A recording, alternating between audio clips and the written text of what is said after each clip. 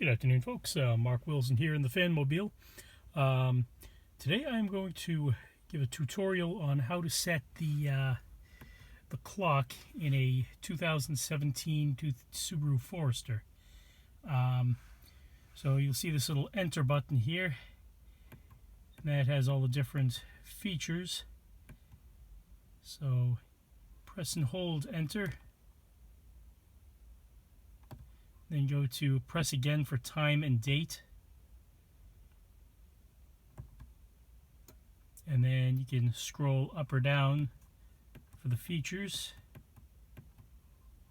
I'm going to set the minutes because it's been running a little fast. So it's 4:06. I go 4:08, so I go it'll be a couple of minutes fast. And then setting complete. And then just push it up to go back, and then you just, now it says the accurate time and whatever screen. I kind of like to have the how many miles it has left, as well as the average miles per gallon on there. So anyway, I hope you folks have a great day. Stay tuned for more videos. Good night and good luck.